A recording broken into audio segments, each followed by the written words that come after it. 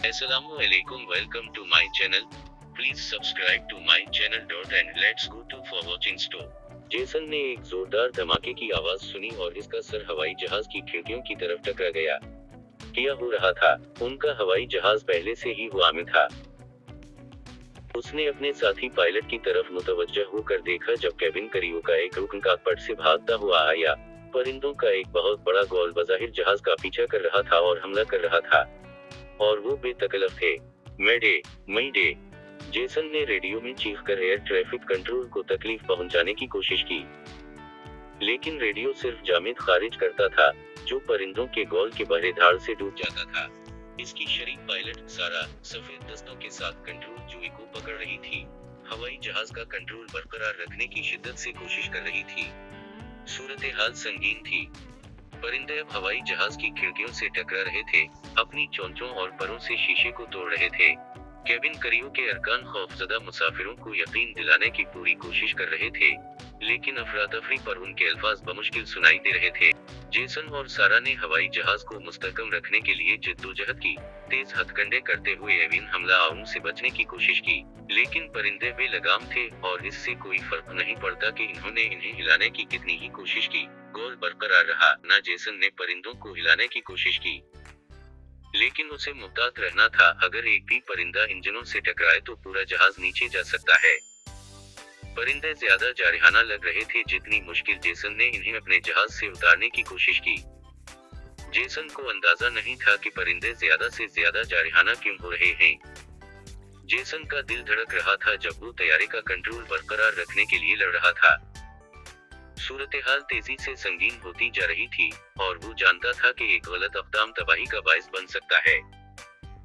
हवाई जहाज के गर्द परिंदों का गोल था, उनकी तेज चोंचें और पंख परवाज की हिफाजत के लिए मुस्तकिल खतरा थे। उसके साथ ही सारा मरकूज रही, इसके हाथ मजबूती से कंट्रोल के जुए को पकड़े हुए थे। उनका मुवासलत मुख्तसर था, जरूरी इकामात तक महदूद था जब वो उस बेमिसाल बुहरान से गुजर रहे थे। उनके पास इसके सिवा कोई चारा नहीं था कि वो मुसलसल हमला आवर को हिलाने की कोशिश करते रहें। जैसे ही मिनटों को घसीटा गया, जेसन के जहन ने एक हल तलाश किया। वो जानता था कि इंजन खास तौर पर कमजोर हैं, और उन जारहाना परिंदों में से किसी एक की बराह रास्त टक्कर इंजन की तबाही का बाइस बन सकती है। इसने सूरत-ए-हाल को हवाई ट्रैफिक कंट्रोल के लिए रेडियो किया, मशवरे या मदद की अशद जरूरत।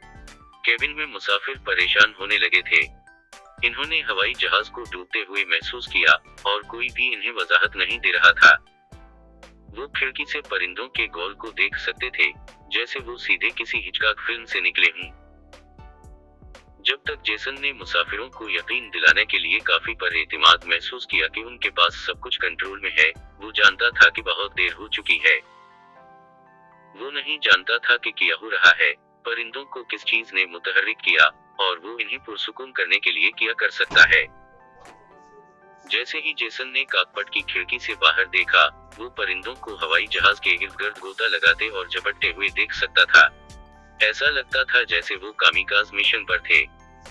मुसाफिरों में खौफ व हरास फैल गया क्योंकि इन्होंने अपने बाजुओं को पकड़ लिया, उनके चेहरों पर खौफ छा गया। ख़वातीन व हज़रात, जेसन की आवाज इंटरकॉम पर गूंजी, मैं जानता हूँ कि ये खौफनाक है, लेकिन हम आपकी हिफाजत को यकीनी बनाने के लिए हर मुमकिन कोशिश कर रहे हैं।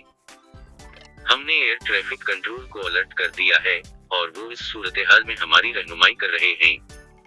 अपनी सीट बेल्ट और अपनी सीटों पर रहें।